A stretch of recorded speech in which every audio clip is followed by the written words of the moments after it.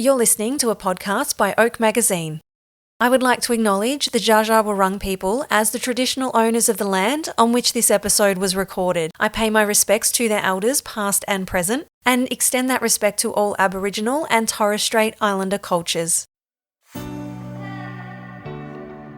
Welcome to A Friend of Mine, a series of conversations with some incredible and inspiring women in business from regional and rural Australia. I'm Kimberley Furness, your host and the founder and editor of Oak Magazine, and I cannot wait to introduce you to some amazing female entrepreneurs who will share with you their experience and knowledge of what it takes to start, grow and scale a successful business. So let me introduce you to a friend of mine.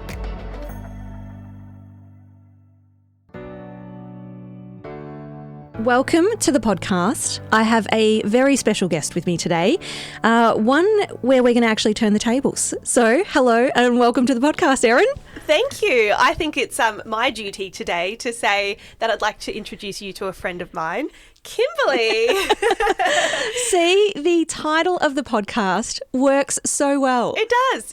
You're a genius. You did well. And I think that it's well overdue to turn the tables and to focus this episode on you and your achievements, because you have just come off the back of a huge high.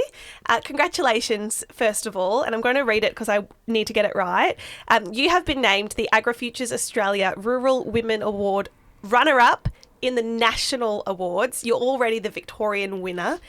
You were up against one finalist from every state in the country and you came second. That's incredible. It is incredible, actually, and it's hard to think that happened just over a week ago. And it doesn't feel like it happened. Like that's the crazy thing. And I think it's because as women, or maybe it's just me, I don't sit in the moment. It's like, great, done that. What's the next thing I have to do? Which is actually the next issue of Oak. So yes, I have I've got a really big priority to get to. But yeah, I just thought that this might be a really nice opportunity just to actually sit and reflect back. And although I've done so much media in the last week and a bit off the back of the runner-up, it hasn't been the story that I probably wanted to share. Like, some of the questions are just, they're just typical questions that I expect, but I'm like, oh, are we seriously asking these in 2022? I feel like that happens a lot with awards like this because it's a female-orientated award. The questions would normally just start to be about what's it like being a woman in business and things like that. Yes. We'll get into that. But where I really want to start is just a reflection on the whole awards process, because it has been a process. We're just for, I know this is a podcast, but just cast your imagination. We're sitting in the van that this state award purchased you, essentially. I feel very special. I'm absolutely chuffed. I'm on a beautiful couch. There's a plant in the corner. We've got coffees, there's a rug, and you've decked this van out so you can travel across regional Australia and meet incredible women to feature on A Friend of Mine podcast and any other little projects that you have. So Let's go back to the very start of you applying for the award that's led us here and led you even further. What made you apply in the first place? Well, interestingly enough, I had been trying to apply to our local business awards. We have a regional woman in business, I think it is the title, not too sure, but literally, again, I leave everything to the last minute. I think that's a journalism thing, you're always working to deadline. Yep.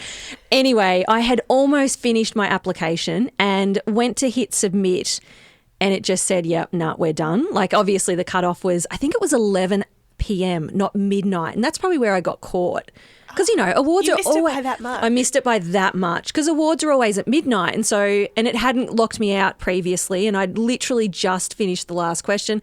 I was so happy with my answers too, because I'd actually worked on them for a couple of weeks. Again, you leave the submission to the last minute. I can't believe it. You missed the deadline. And I did. I think I got it in at 11, maybe 11:50. I think. And obviously they closed at 11. So again, this sort of, make sure you read the terms and conditions, make sure you're prepared. And so I had all that sitting there, and then I'd seen the AgriFutures Rural Women's Award, and, I've interviewed past finalists, past winners, so I knew exactly what this award was about, its prestige, the fact that it has this incredible alumni, and that's actually what I wanted to be a part of. And anyway, I'd phoned up just to double check that, hey, am I eligible for this? Because it's typically this award is more for agriculture. And they're like, no, we've sort of expanded what it can include. And, it'd be great if you did, submit something. I'm like, okay. So again, 11:58. Typical. I hit submit. And I think, of course, I would always recommend that, you do these a lot earlier than when that cutoff point is. But I think what helped me in that sense, it was so easy for me to go through those questions. I sat down at 8:00 that night, tea is done, the kids are done, and sat down and just punched that out because I had already worked on who I was, what I stand for, and what I want to do with Oak. So I think that helped me. I'd been working on myself it was last year, had been working on myself last year with a business coach and having some strategy sessions with Nat Dowling. Shout out to her. She's incredible. And I think that really, helped me submit something that I was really proud of. Yeah. But literally, Erin, I just wanted to say to him, hi, I'm here. I just wanted to get their attention and say, hey, I have a magazine that has a really, an audience that is in line and in sync with what you guys do. I just wanted to be on their radar. Well, you got their attention. You won the Victorian Award. I did. Which was a huge award to win. Let's not even start with nationals. I know. Isn't that the thing? And I suppose you go through so many stages, actually. You go through a phone interview and then you go through another, a panel and online one. And each stage, I'm just so grateful to have made that, but always went, I'm not going to get any further. And when we got to, and I think I cried to Lara, who looks after the Vic sort of cohort of us, cried every time she phoned up. And I'm not a crier either. And just oh my God, this is amazing. Thank you. And she's like, yep, okay. You're a bit much. But when we got to the three of us, so the final three, again, you sit in and you listen to what these women are going to do and what they are doing. I'm like, man, I've picked the winner. It's that one. This is incredible. I'm not a chance. I have a magazine, let's be honest. So I went into Melbourne where we actually get a finalist named. And the sad thing is, it was off the back of COVID. Melbourne would only allow us to have 10 people at the event. So it was a bit of okay, this, is this actually a big thing? I was starting to go, I don't know, is this, what is COVID. This? Yeah. And we'd had drinks beforehand. I'd had plenty to drink because, again, I didn't think I had a chance. Honestly, I brought my podcasting gear to interview the winner. Oh, Kimberley. Yeah, I was yep, I know exactly. I want to be the first to interview her and da-da-da. So to sit there, and I will also say, I probably read into a lot of things too much. I was reading into when they would post us on social media. I was the last one. Why would you post me as the last one if I'm going to be the winner? I know. That far into things other than you, obviously. Yeah, absolutely. That's for me. That's a very strategic, that would be a social media strategy. Yeah, well, that's your way. You're inclined to think like that, I suppose. So then you were named the winner. Yes, and just stuffed up my speech. I didn't have a speech. I'm so sorry. I didn't think I was going to win. Just thank you. And then left it at that. Wow. And with that came obviously the prize, which was money to be able to go and expand and $15,000. As a small business owner, $15,000 is incredible. It's such a massive amount. So for me, that $15,000, what I'd pledged that to, and you actually fill stuff out and all that to say what you're going to do with it. For me, that was to broaden our editorial scope. So get more, obviously, more stories published, which is, it's what we need, more of us. But also the big one was to produce an audio version of the magazine, which you're obviously a part of. I am. I'm one of the voices, very proud to say, of the first one. But you've achieved it. You've ticked that off. Oh, my gosh. I did. I ticked that off, I reckon, a couple of hours before my national pitch. Wow. Yeah. I was really determined to show them that, I am legit in this for the right reason. I want to get these projects up and going. Yeah. And for you, I know that it's not just turning your mag into an audio version. You know the industry. You know that journalism is a very cutthroat industry and it's really difficult to create a career in journalism. I am a former journalist and I've now moved into a different career because it paid quite low and it was really hard for me to sort of continue to grow and move, especially in a regional area. So I started doing something else, and you recognised that. Yeah. And the fact that you started the audio mag, but you want to focus on getting voices on it for women who are from that industry who maybe need a bit of extra work or want to use their voices again because they are so passionate about it.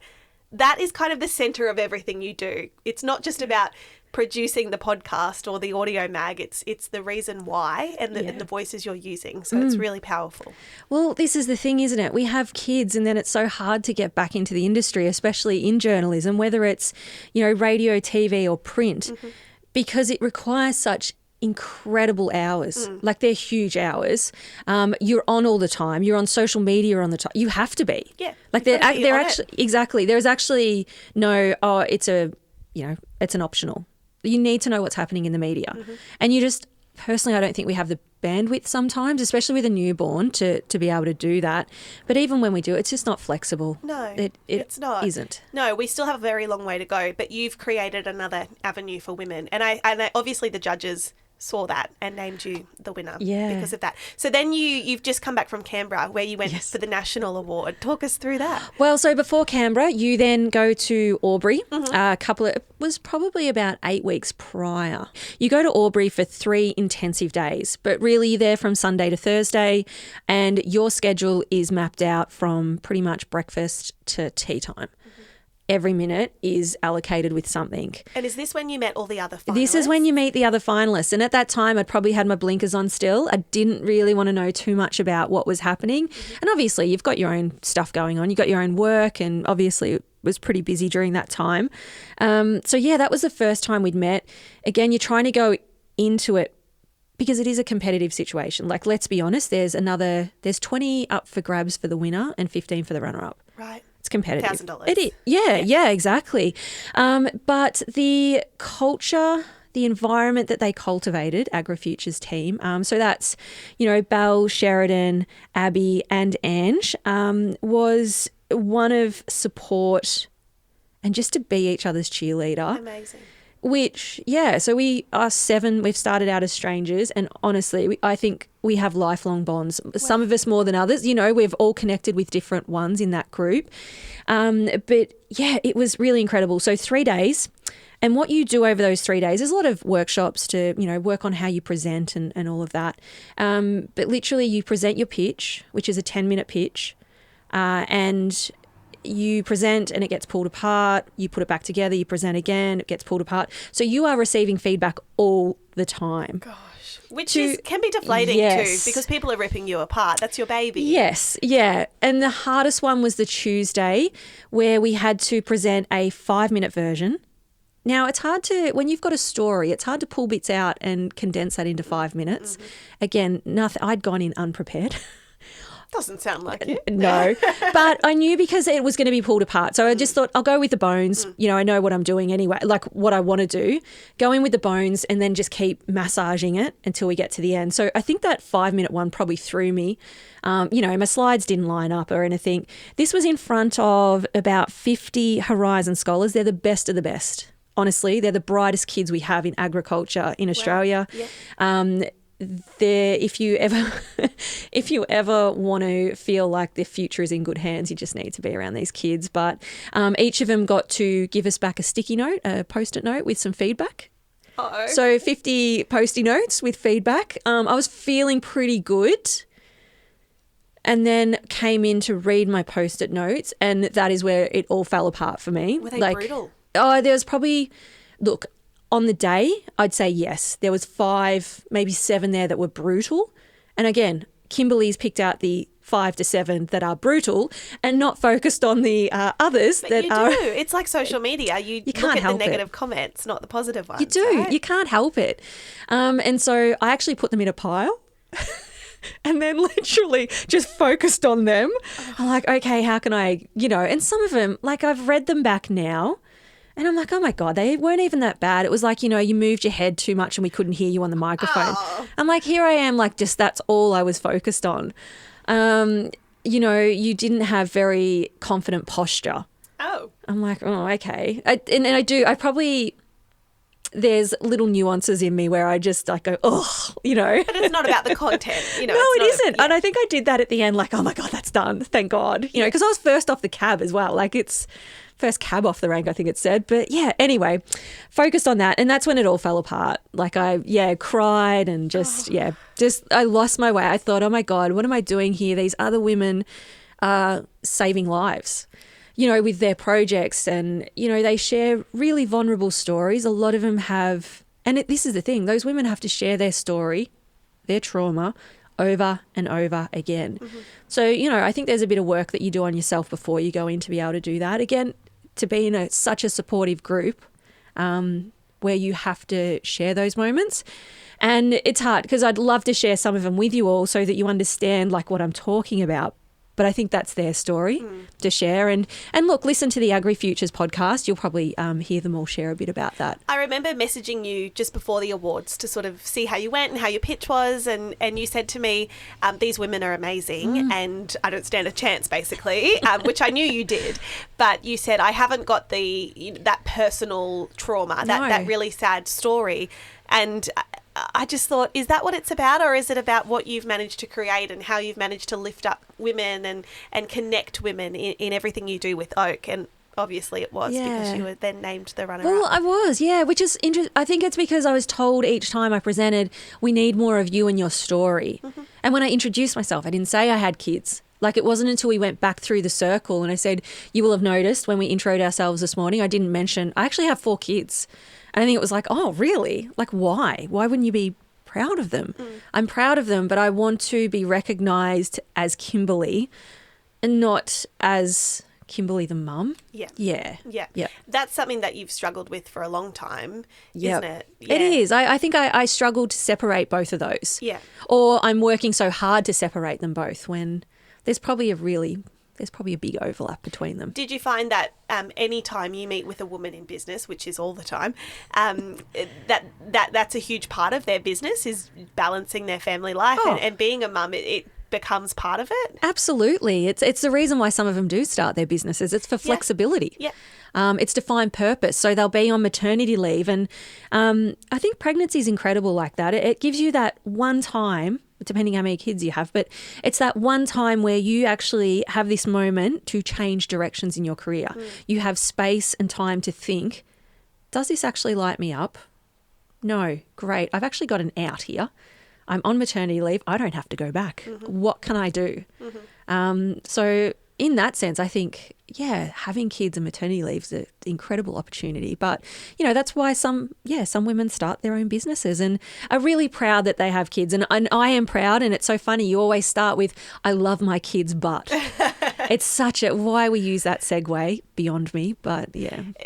Do you think that it's important for women in business to declare that or not? Or I find like it's something that you find quite difficult to define, I suppose, is business and family life, because you are running it yourself. Your business becomes your life. Oh, it does. So then that juggle has to slot in with that. Yeah, absolutely. Maybe it's that corporate side of me, I think, too, Erin, coming back through of trying to make it up that ladder with kids and never being able to. Like it had always been a question. I remember sitting in interviews and being asked, how many kids do you have? Do you plan on extending your family?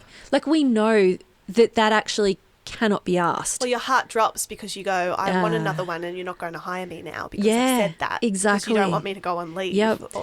Do you know what? In the national pitch, there was actually a question. And I said, you're actually asking me this because I have 4 kids. And they said, well, yeah, we are. Wow. So it was more, can you commit to the media, you know, requirements that come with this award? Wow. Yeah. So, I mean, it's, and I understand why they've asked it. Just probably not knowing how our family is set up. Like David is that primary stay-at-home figure. Like he's more of that than I am. So he's able to run the household while I go off and travel and stay away from home from extended periods. When I say extended periods, I'm talking, so max is usually 5 nights. If you've got 4 kids and your husband works full-time as a school teacher and loves health and fitness, like you'll know that that's actually a really massive juggle. Well, I think, though, it's still not normal. No. And I put that in sort of quotation marks because people still go, Oh, wow. She does what? It's not, it's normal for a man to do it quite often, to go away for work, but it's still not something that is seen to be completely in balance. Not at all. For women to be able to go and do that. And I know, you don't have babies, you're not breastfeeding or anything like that. Your children are all pretty self-sufficient, I assume. Yes, that's how we've brought them up. Yeah. Like intentionally, tried to make them responsible for those jobs. And those that have big families, you'll know, like when you have a big family, the only way to make it work, when people say, how do you do it all? It's because you have a big family and everyone's required to do something, whether it's cleaning the toilet, like everyone has a job, because as two parent, you cannot do that yourself. Like everyone needs to do something. Have you found it challenging to have those conversations with your husband to say, I need me time, or I'm stepping away, or I'm working, I'm busy? Is there a bit of guilt that comes with it? No, it's more him saying, so only recently, because I must have just said a couple of times, like I really need a holiday. Mm-hmm. Like I just need, and I know I travel and I have time out, but that's still work. Like I'm on the ball, I'm switched on the whole time traveling. I'm just like, I need a holiday. I need just 3 days, 4 days somewhere warm, because my God, Victoria is wet and miserable at the minute.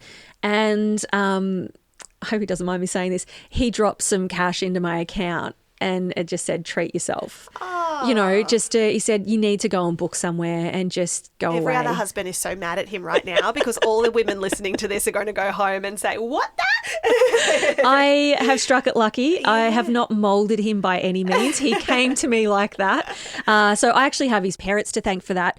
They've done a remarkable job at creating a man who helps out around the house, who recognises that it is a partnership, that it's just not one of us that are the parents. And look, he's been amazing right from the start. I remember having our first, and he was always great with that, reading the books before I did. And it's like, well, if you're going to read, I'll just ask you the questions. Great. But, I think it came to a point where we were back in Melbourne. So we were living in Melbourne when we had our first and came back to Bendigo to have Zakai, and then went back to Melbourne. I'd had a Caesar, so obviously I couldn't drive anywhere. David went straight back to work. He was a landscaper at the time, working on the other side of the city. So he's sort of gone 12-hour days, and that isolation just crept in. And I know when we talk about isolation, we talk so often about rural and regional, but isolation for me was when you don't have a community around you, and that can happen in the city. Yeah. Yep. Yeah. So that was a huge thing for me to be in Melbourne and not be able to go anywhere.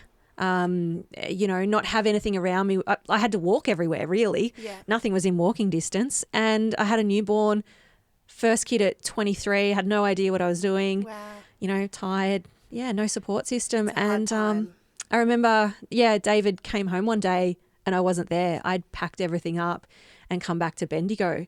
Like I just couldn't do it anymore. And, ideally I should have had some conversations with him. You just packed and left? I just packed and left. So he got back from work and, I wasn't home. Did you think you had left him? I think so, yes. Poor David, he has a great podcast in him somewhere, or a great book, the poor thing. I'm getting him in here. And I shouldn't laugh. I can laugh now because it's been 16 years and we've talked about it so much. Through so much. Yeah. And obviously I wasn't in the right headspace either. So I've had, mental health issues as a young adult as well, and, been on antidepressants and done all that. And maybe that should have been a conversation somewhere along the line with my GP or my obstetrician or mental health nurse, someone to say, hey, you've had these issues as a young adult. You might be more likely to feel that way again, and this is what you need to do.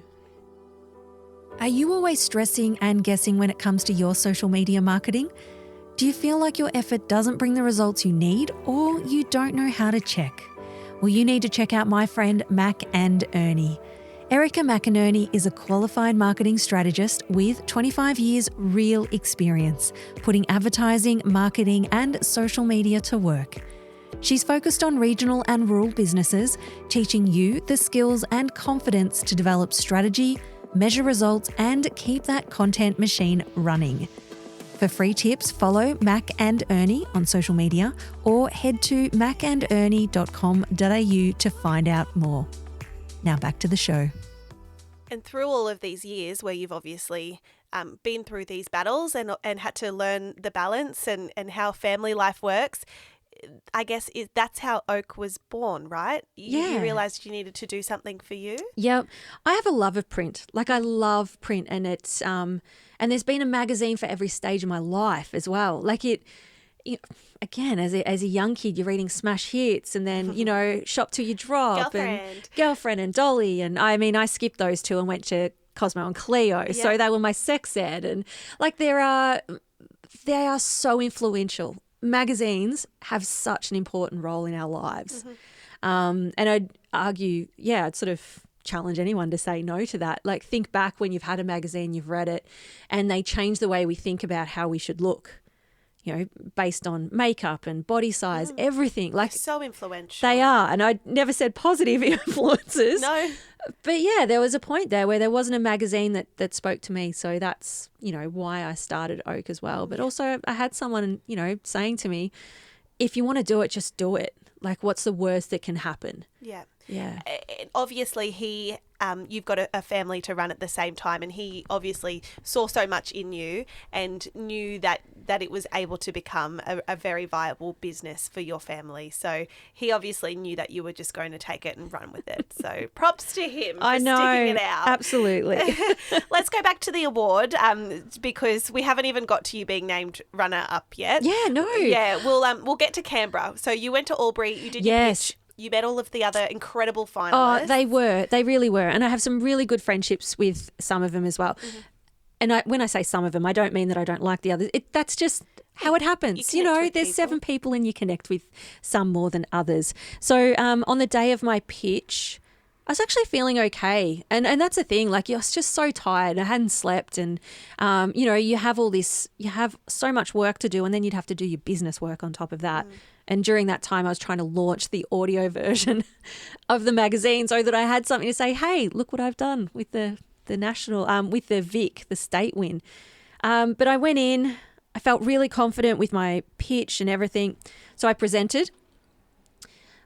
My slides went with my words. Everything went perfect. The questions were great. I answered them as best I could. I walked back out. And there was one of the AgriFutures team there, and she said, so how did you go? And I said, I fucking nailed it. Yes. And she's like, okay, good on you. And I said, no, like, not in a sense that I've won this. I said, oh my God, I nailed that. Everything went how it should have. My presentation went to, my script, and I didn't read too much off my script. Like, I was really, really proud of how far my presentation had come. That I'd sort of hit every key point that I wanted to. I hadn't stuffed up. I hadn't wished I'd said something different. Yeah. Like, I'd left it all on the table. Yeah, good on you. And that's all you can do then, it was isn't it? such a good feeling. Yeah. Like, honestly, it was just like this weight had been lifted off my shoulders. You still had a bit of doubt in yourself, though, because absolutely. of who you were up against. Yeah, so I'd picked the winner, and I would like to say that I had picked successfully who was going to win the award. And that was just looking in from, I think, the outside as well, from a media perspective, who has a great project, obviously, absolutely. And, has it got, can it go national? All of those. So looking at all those boxes that, AgriFutures Rural Women's Award ticks anyway, but also looking at it and going, man, that story needs to be out in the media as well. So, yeah. And so the awards happened in Canberra at Parliament House, which I can imagine was pretty glitzy and glamorous. And I've never been to Parliament House. Yeah. I did legal studies and we didn't go that year. I think it was the only year that didn't. And then you were invited to this fancy dinner, which was in non-COVID times. So did you get to let your hair down a little bit and have lots of people there? And... Again, it's a huge day. You've got stuff on, breakfast, lunch, and then, tea sort of thing. So going in, I actually didn't have an outfit. I know this shouldn't be about outfits, but I literally didn't have an outfit picked out. I had one, but it was so flowery and I started to doubt it. And anyway, got one. So not that any of that matters, but I think when I'd locked in on what I was going to wear, I'd sort of locked in on the day then. I'm like, okay, this is happening tonight. I've got my outfit. I'm in the zone. Yeah. I think for me, to be at Parliament House with 540 people, I think it was. Wow. Was such an incredible experience. Yeah, but an hour before we needed to go, so the finalists needed to be at the gala, I got a phone call, and I haven't mentioned this anywhere else, but I got a phone call from extended family, not my immediate family, just to let me know my most favourite person in the world, who is my nan. Those who know me really well know my grandparents are everything to me. Like, I've spent so much time with them as a little one, and oh God, at all stages of my life. Like, they've really raised me. That she was in hospital and had been for a little while, and it wasn't looking good, and I really need to start considering getting up to, rural far north Queensland. Gosh. To organise goodbyes. Like, it's that time now, and I'm like, and it just hit me for six. Like, I sort of, I actually hadn't known that any of that had happened. I'm like, okay, I've actually gotten awards in an hour. Yeah. I need to actually put this to the side for a minute. And they're like, yeah, we just wanted you to know. I'm like, thank you. You can't park that in your brain though, No. surely. Yeah, so what did you do? Just pull your socks up and walk forward? I sat there. I had my sister-in-law with me, and she knew something was up because she was sitting looking at me. Because we must have been sitting on the couch. I was actually going to get up and do my makeup. I'd done my hair and everything, and I just explained it to her. She goes, "Oh my gosh, that is shit timing." I'm like, "Yep." And I just went to the bathroom and just started crying. Yep. And just got it out. Yeah. And then like, okay, I need to compartmentalize. This is what I do best: is put my personal life in a box and get on with work. Yeah. Yep. So, puffy eyes and just moments there, and just thinking, for that whole hour, it was all about, my God, how am I going to get up there? What am I going to do? How am I going to see her? Yeah, it's not like I grew up next door to my grandparents, like next door, like they've always been there. I can just drop in, and even with the kids, like we drop around after school every day and see them. And she only moved this year, like at the start of January. So COVID was really hard for her. She felt really lonely and isolated. As much as we tried to, to be there and see her. So she decided to move up closer to her other kids up in far north Queensland, and obviously nicer weather for her. Mm-hmm. But I just thought, oh my God, how am I going to see her? Like, Have you managed to? No, get up and there? I suppose this was the thing. The awards just took over, to be honest. And it does. Oh, it's been huge. Exactly. And I think to have come runner up comes with a lot of media, and you have to be in the zone. Like, that's part of work, isn't it? Mm-hmm. You have to. Yeah, you have not expectate, but. Yeah, you need to be there. When you're running your own business, you don't get sick leave. I don't. You don't get bereavement leave. You don't get annual leave. If you take time off, your business just stops, I guess. It does. You don't really have staff. You run it all on your own. So I think that was the hardest. It's like, well, I've got a job to be done. Nothing can be done in the next 24 to 48 hours. So, I just did what I had to. And I think on the drive home, from Canberra to Bendigo, which is like 7 hours, I was exhausted, just sat in the car, and again, just couldn't process everything. And at the same time, I still hadn't talked to my husband. He still didn't know that I'd won runner up, and hadn't spoke to my mum or my sister, like anyone, to be honest. Like you were just in this bubble. It's crazy to think, actually. There was so much talking about it with media, and you had appearances to do, and you were sort of pulled away into this bubble. What was that like? Did you feel like a celebrity? You do, actually. You do. So you announce the two winners are announced. Oh, when I say winners, I mean it as winner and national runner-up. Yeah. Just easier to say the two winners. Yeah. So we're both announced. What was that? That was about 10:15. And then you're literally taken into media. Wow. And when you come back out, the party's over. Oh, boo! You miss out on all the fun. It's like a wedding when you have to go and get photos while everyone else is drinking. We just kept talking. It was like a wedding. This is the thing. Like, the photos, there's like a a clipboard with just sheets of, well, we need this person with this person and then that person with that person. Wow. And I mean, it was like an hour and a half of photos at the start. And so, yeah, media, straight into media. It hasn't even settled in. You haven't spoken to anyone to get those first thoughts out. Because sometimes that's the important thing. Get that first version out of your head. So who copped that? I don't know. Well, I will say my two favourite interviews, the first one, her name was Katie, and I think she's with ABC. I'm not sure because I actually haven't heard the interview. I haven't seen it. But we went into what they called a green room, but really it was just this tiny little cupboard space. It was orange with two chairs. I took my heels off, got a Coke because I hadn't eaten or drank for the whole day, and just sat there. And yeah, that was my favourite interview. I think because I was comfortable and she asked great questions. Yeah. But it's all a blur. I don't even know what I said. Then we had a couple more. We go home. We wait for them to send our media schedule through for the next day. So that came through at 2 a.m. in the morning. Goodness me. And then it said, hope you get some rest this evening. We'll see you. For me, I was at 7 to be hair and makeup ready at 7 at Parliament House. And poor Steph was 6. So, yeah, there's not a lot of sleep time. There's no time working on your key messages. It's like, I actually just need to close my eyes for a minute. So AgriFutures pimped you out to, TV and radio, and you just had to go with it. They did. And look, I completely understand why. And you would too. It's media. Oh, yeah. You have to leverage, because what media is news in the moment. It's not what happened, this week. They want you the morning after. Exactly. That's your time. Yeah. They can't get us that moment. So, and admittedly, there was some media that was there at the event that got us. So I think, I don't know how many interviews Steph did, but yeah, I did 2 or 3. She might have done the same, like then and there. So you've obviously featured on media around the country. In the lead up, just after your pitch, I think you were on Better Homes and Gardens. Is that right? Out. I don't think I was. Did they come and film something with you? No, I know what you... So we got a video.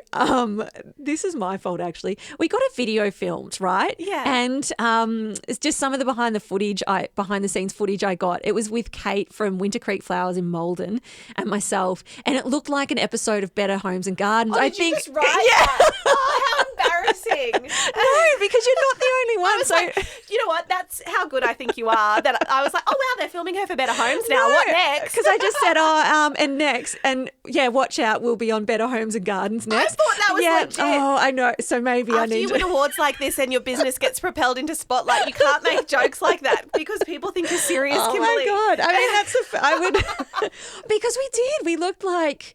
It looked like an episode. I thought it was. Yes, because we're like walking through the paddocks and stunning. talking and then looking at flowers and all. Yeah, and I'm like, that's oh my great. God, this is like an episode of Better Homes and Gardens. That is well. Someone needs to call Noni Hazelhurst and get you on. It's my Joe God. Griggs now, isn't it? It is. We'll it get you is. on. We'll get you on. Oh, that's hilarious. What's the impact of the media been like? Maybe not Better Homes. But, Yeah. Your Sky News, ABC, everything you've been on. Have you had an increase in following or interest in articles? And when you say all of that, like we get to Parliament House and they were sitting that day, plus there were some dignitaries in. So Parliament House was apparently really busy. Mm-hmm. And again, I wouldn't know because I've never been there if that's normal. But yeah, everyone kept saying, oh my God, it's so busy. But you're up on this level and there are all the media there. Like it is actually, and even though we're from media, to see an insight into that is always incredible. Like all these little studios and there's things being filmed around every corner. That for me, I think is going to be the most memorable experience, actually, is experiencing that as stressful and as tired and as caffeine deprived as I was. Yeah, and as nervous as I was because I hadn't prepared a speech, so I didn't have my key talking points, which I'd been told to organise way before we got there. Again, I didn't think I was going to win. I was probably really nervous about that whole thing. But in terms of what came off the back of that, do you know what? To be honest, I have to be honest about this. 100 new followers and maybe $1,000 in sales. Okay. So which you're is not nothing. overly chuffed. Well, I don't know. I don't think I am. Yeah. But You've got to say that. That's good. Any followers is great and any sale is amazing. But I think it's because people you've got these people telling you after you win an award, oh my God, you're so successful. This is going to be so great for your business. Oh my God, you just must have followers rolling in. And it's like, well, here you have people telling you this, but reality is that, well, no, I hadn't been working. Well, I haven't had a magazine out, so I haven't had sales revenue come in. I've had a couple of workshops, but it's through a quiet period at the time. So really, I haven't had any income coming in. So my bank balance isn't totally, national runner-ups. Not all glitz and glamour and Parliament House. No, and I think people think, oh, you've got the grant. Yeah, but that's actually allocated to other things. Like that money has to be used. And it's not for the van. I bought the van off my own back. Oh, okay. Yeah. So it could never have been used for the van. That was just actually something that came off the back of winning the Vic Award. I felt so confident about what I was doing and had the courage to say, hey, I think this is a great idea.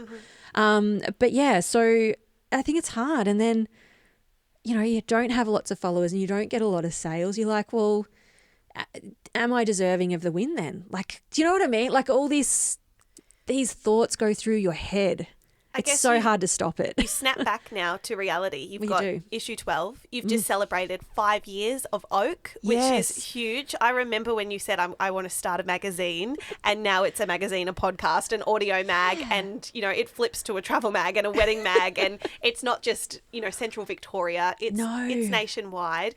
You've just received the grant for the federal award on the back of the state one. So do you look and go, okay, 5 years of Oak, where am I going now? What am I doing with this? Yeah. Yes, absolutely. Like I think for me, I've got all my streams that I want to do. Like I think I've got them set up really well at the moment. As you said, we've got print, we've got the podcast, we've got the van, we've got the flip covers, like everything's there. I think over the next couple of years, I just want to solidify that. I want to actually get a team around me. Good. So yes, I have incredible writers and photographers that help me out.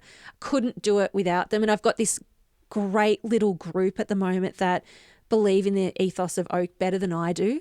They know what story we're looking for. They write with minimal editing. That is a lifesaver. Yes. The photography's beautiful, like all of that.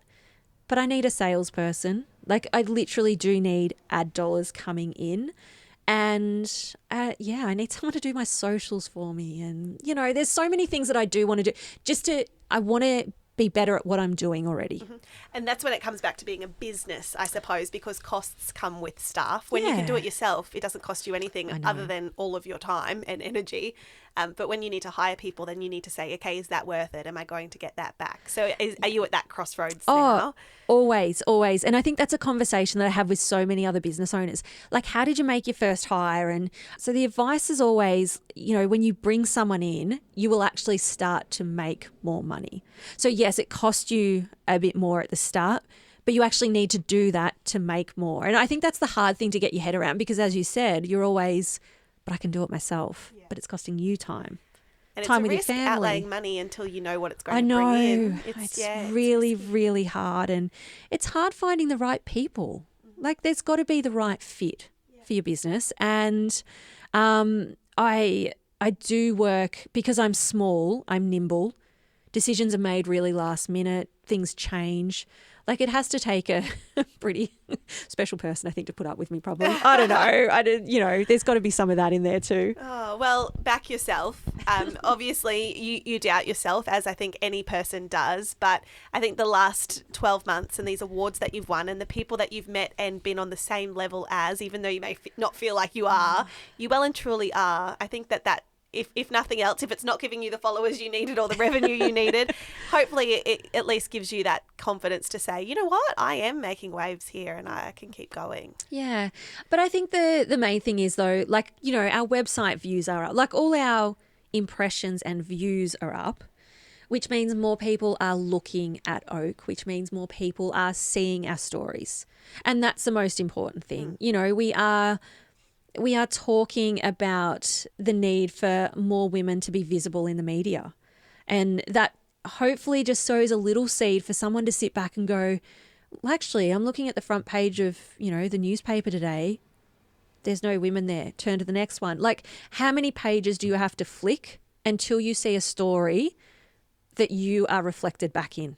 And it's not by lack of stories being out there. My God, no, it actually isn't. You fill magazines with stories, which are incredible, and people don't know about them if they don't read it. No, they don't. So there's a few things that work back into that, I reckon, Erin, is that if ever in your business you are, and I'm talking more corporate, if someone comes, they say, I want to speak to someone about X, Y, and Z, you need to put your hand up and say, well, actually, I can speak about that, and try and take the mic, okay? Because otherwise it'll always be deferred back to your CEO or to an executive director, to someone in a leadership position. Then we start talking about we need more women in leadership positions. Like, it's also intertwined, you know, like everything leads to the other. And sometimes it's just about our kids, our girls, seeing what's possible. I remember my daughter asking me, it was on International Women's Day and why we have the day, and, you know, discussing it. I've got 2 boys, 2 girls, you know, and discussing it with the kids of why it exists and why it's important. And she said, well, can girls be firemen? I'm like, well, yes, of course. Again, I've never seen a fireman that's a girl. Yeah. And I'm thinking fireman. It's because we say fireman. Yeah. Even for her to have to ask that question is, of course you can. Yeah, and I'm talking, she's grade 6 Yeah. as well. So I would hope that she had, but then when I think about it, probably not. Like, I don't see many women in the fire brigade. And if I do, they're always in an admin sort of role. Yeah, they're the media comms person. Oh, absolutely. Yeah. Yeah. So, yeah, like I just put a call out on socials, on Insta, and yeah, we got a couple like of women who are in the brigade, volunteers, some of them. But it was really nice that there was this really huge mix of ages, like from young to you know, someone in their late 60s, you know, volunteering. And I'm like, wow, that, as you said, the stories are out there. We just need to share them more. And you do those stories, and young girls like your daughters would see that and go, oh yeah, women are firemen, I saw it in Oak. Or, yeah, you know, I know. and it changes the perception and the conversation. Yep. So it's important. It is. It's one of the other things, like when I talk to people, and it might sound like I'm ranting, but you know, only 30% of quotes and bylines around that are attributed to women. And this is in Australia. So what does that mean? It means we are only hearing the voices of men. Now, yes, they're definitely got the talent to write stories and that, but they actually have a biased lens of gender. So they can't tell it the way we can. No, we do view things differently. Absolutely. I don't think we can say we're all the same We're not. person. Men and women do think differently, but it's important to share both of those sides. Of those, yeah. So, you know, when you do see a woman in media, Daisy Pearce. Yeah. Probably a classic example, I think, at the moment with what's going on. You know, just think, like, this is a female in the spotlight. She's trying to have a voice. Like, we actually all need to back her. She's have the thickest skin. She does. And She'd this be is copying it. Exactly. And I think this is what we forget, that these people are in the media. It doesn't mean that they're not affected by, you know, the trolls that come out. People are people, no matter what TV screen they're behind. Everyone's human. Yeah. Yep. So, yeah, I think it's definitely important. I'm so grateful that AgriFutures have recognised the magazine as making a difference and can have impact within rural and regional communities. Like, that's incredible. It is incredible. Yeah. And I'm incredible to see where it goes next. I feel very privileged. I feel like I'm part of the Oak family. Oh my gosh, absolutely. I'm honoured that you've asked me to come and help you share your story today, because I think we could talk for hours. There's lots of bits to it. So maybe this is just this is the second time you've spoken about yourself. So this is part 2 of your story. But it's it'll evolving. Take a couple of years again. Yeah, and I can't wait to see where Oak goes in the next 5 years, because you've grown so much and developed so many, you know, different offshoots in that time. It's just going to keep going. Which like when I think about it, I took 2 years off during COVID. Like, I really didn't work on the mag. Yeah. I mean, the podcast was probably the bigger thing, and also Instagram, doing live IGTVs every Wednesday, you know, and connecting with people. So, yeah, I probably do. I do need to sit down and journal just how far I've come, and maybe put some positive affirmations up somewhere. Yeah.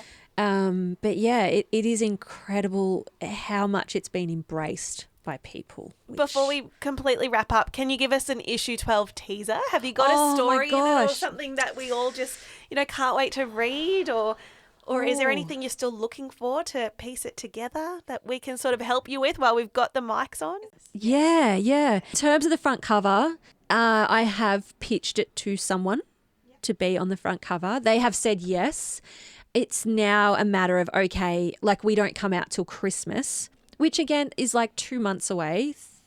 Like if we say 1st of December, it's a good 2 months away. Like I actually need to sit down and go, right, what does their media schedule actually look like over those 2 months? Because we don't want to have that person who is on other front covers. Okay. If I'm going to be completely honest. Yeah. Yeah. So just some insight into that. Oh, so it's someone pretty dishy. Oh, look, it's no Samantha Wills. I will always say that because she has been my absolute favourite, like, front cover. Yeah. Like, she's just, like, I'm, totally crushed. What on issue was her. that? That was issue 7. Issue 7. Yeah. Yeah. It's a pinch me. And the fact that, she came to Bendigo, I think that was the massive, like. And you had a whole event. And had a whole event. But yeah, it's more that, you don't want the same person on 5 front covers at a newsagent's. Like, that's not good for any of us in terms of media. Like, I'm actually very conscious of what other media publications put on their front cover because I don't want to do the same. Like, that's, it's not good for all of us to dilute someone's story like that.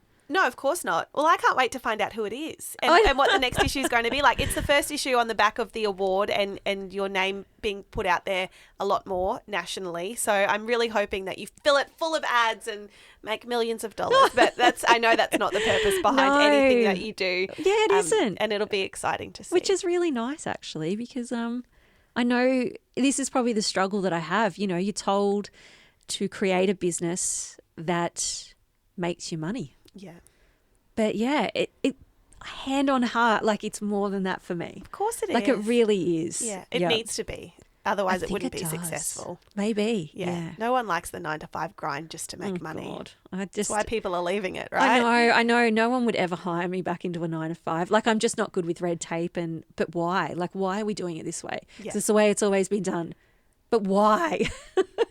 That's why you are the AgriFutures national runner-up for the Rural Women's Award. Well, congrats again. It's been Thank you, Erin. So fun to catch up. As I said, we could just keep talking forever, but we will catch up again. Thank you. Looking forward to seeing where you keep growing. Really do appreciate you taking time out of your Sunday to interview me like I do. I know what a big thing it is to take time out of family, especially on a weekend. Like, here we are on a weekend.